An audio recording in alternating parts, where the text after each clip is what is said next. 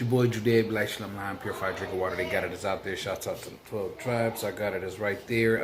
Okay, so we was talking about the right field. So this is the beginning of the right fields, and the only reason I'm calling them right field because we was talking about, right field. Excuse me, because we were talking about the being black in Israel. So what we're gonna do now is actually gonna talk about some other stuff. And and I know you heard my new that music I like is all slowed down and or chopped and screwed type. I kind of like it like that for this whole little right field thing. So that's what that's gonna be. It's make it light, make it low. Either way it go, it got a little soul in it. You know what I mean? So what I'm getting about this whole little right field thing is we finna talk about Emancipation Proclamation, Emmett Till. We about to talk about the hold on, I got a list of stuff right here. We about to talk about the black codes. We about to talk about the cold facts. We about to talk about 40 acres and a mule, poverty, special field order 15, objective 8, and all that stuff. We about to get into all of that with this right field thing. So that's what that is. And like I said, you gonna stand for Israel, you gotta stand for Palestine. If you gonna stand for Palestine, you gotta stand for Israel because we support the people and not the cause. And I hope today found you safer than yesterday did, and I hope tomorrow finds you safer than today and the day before. Like I said, we inside today because we got to be. So that's just what it is. So we're one of these right field things. So welcome to the right field. And hey, stop. 20-some videos, man. This right field about the wrong one. So let's get straight into that. So I said I was gonna do this like this. Cue the music I like. American privilege, inspiring our vision. Inherited sickness, every day I'm this money your way. I'm a material slave. The 1955 murder of Emmett Till, a 14-year-old boy visiting his family in Money, Mississippi, was one of the most important catalysts of the civil rights movement.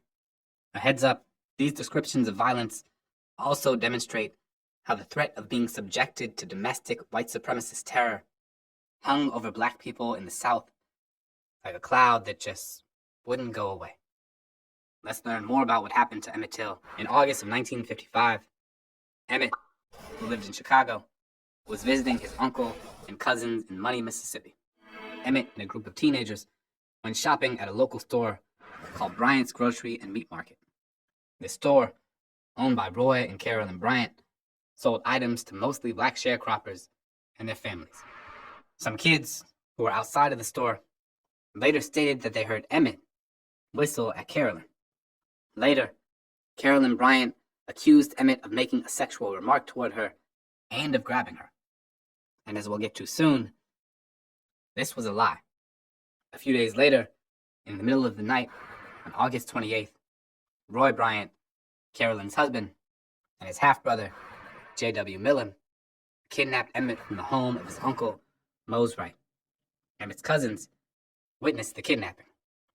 Emmett Till was then brutally beaten by Roy Bryant and several other members of the white community. He was taken to the edge of the Tallahatchie River, shot in the head, tied to a 75-pound metal fan that weighed his body down, and then dropped to the bottom of the water. 3 days later, his body was pulled from the water. He was so badly beaten and decomposed that his family could only identify him by the ring on his finger. Following the murder, Emmett Till's body was shipped back to his family in Chicago. His mother, Mamie Till, while emotionally distraught, made a decision that would reverberate throughout history. She decided that her son should have an open casket funeral. As she put it, "Let the people see what they did to my boy." Emmett's body was on display for 5 days at Robert's Temple Church of God. Tens of thousands of people came to pay their respects and to see in person the evidence of the violence inflicted on this child.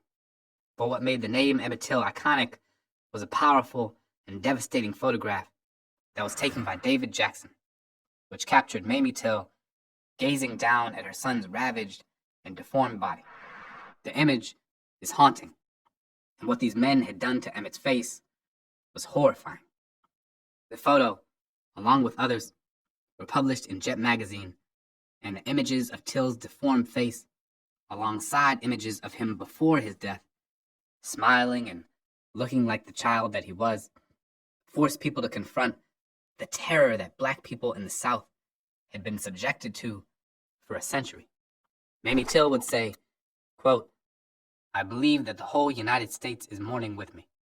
And if the death of my son can mean something to the other unfortunate people all over the world, then for him to have died a hero would mean more to me than for him just to have died." This seems like an important moment to acknowledge why Black-led media outlets like Jet Magazine and the Chicago Defender, both of which were based out of Chicago, are so important to telling and understanding the story of Black life in this country. These outlets told the sorts of stories that other outlets weren't always willing to. And during the Civil Rights Movement, they would play an enormous role in sharing the news about marches and covering the violence that protesters experienced. Today, the original Jet Magazine, with published photos of Emmett Till, can now be found in the Smithsonian's National Museum of African American History and Culture. But back to the murder itself. So in early September, the governor of Mississippi, Hugh White, ordered officials to prosecute Roy Bryant and J.W. Millam in the case. Now, we've learned about important legal victories for Black Americans at the federal level, but the state and local courts were often a different story. To put it mildly, this court case was a sham, but unfortunately, it was not atypical. Rarely were lynchings and brutal murders like this actually prosecuted with real justice. And people knew that. White people knew that throughout the South, they could kill a Black person and get away with it, which is how so many thousands of Black people came to be lynched in the century following the Civil War. And this terror was intentional. As Sherilyn Ifill writes in her book, On the Courthouse Lawn, Confronting the Legacy of Lynching in the 21st Century, quote, "More than the poll tax, the grandfather clause, and Jim Crow segregation, lynching and the threat of lynching helped regulate and restrict all aspects of Black advancement, independence, and citizenship." On September 19th, 1955, J.W. Millam and Roy Bryant were tried in Sumner, Mississippi. An all-white jury was selected, and no Black jurors were even considered. In the trial, plenty of testimony and evidence showed that Millam and Bryant did kill Emmett Till. Even Emmett's uncle testified that he saw him kidnapped and pointed out who did it. But it didn't matter, and Emmett's uncle was even run out of town for telling the truth.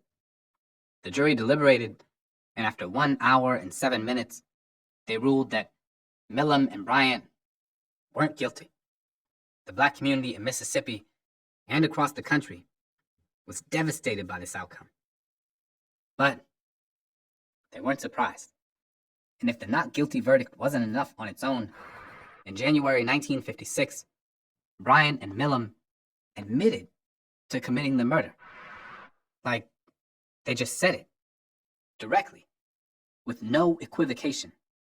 They did this because they were protected by double jeopardy, the idea that one cannot be tried for the same crime twice. And since they were already found not guilty in a previous trial, they could not be prosecuted by the legal system. All of this happened after Brown v. Board of Education, which has led many scholars to say that this event was an example of the hostility that many white people in the South had toward that ruling and toward the emerging civil rights movement. After the trial, many other publications around the world picked up the story as well. These articles explicitly addressed the hypocrisy of American ideas of justice, independence, and freedom. Part of what I think about when I think about the murder of Emmett Till is how recent this history is. A few years ago, I was walking through the National Museum of African American History and Culture with my grandparents, and in the museum is an exhibit that holds the casket that Emmett Till was originally buried in. I was pushing my grandfather, a man born in 1930 Jim Crow, Mississippi, in a wheelchair as we entered the room. We approached Emmett's casket. its bronze hue radiating under the museum lights. It sat open, exposing us to a photograph of what Emmett's mother, who, remember, insisted on an open casket funeral, had chosen to show. What white supremacy had done to her son. I had seen the images of it before, and did not need to listen to anything other than the soft buzzing light above us to know of Mamie Till's unceasing sobs. My grandfather looked at the casket, his eyes moving unhurriedly across its frame, and said, "He was killed in the next town over from where your grandmother and I lived, only a few miles away." As you know, I think about the history of racism in this country all the time. I think about how quickly we are to espouse notions of progress without accounting for its uncertain and serpentine path. I think of how decades of racial violence shape everything we see. But sometimes I can forget its impact on those right next to me. I sometimes forget that but for the arbitrary nature of circumstance, what happened to Emmett Till could have happened to my grandfather. Emmett Till was born in 1941. If he were alive today, as of the recording of this video, he would be 80 years old. This is important to understand that he could have very easily still been alive today, going to the grocery store, picking up his mail from the post office, waving hello to his neighbors, or going to his grandchildren's soccer games. The possibilities of growing old were stolen from him, as they've been stolen from the thousands of black people lynched across the 20th century. Sometimes we tell ourselves that the most nefarious displays of racial violence happened a long time ago, when they were in fact not so long ago at all.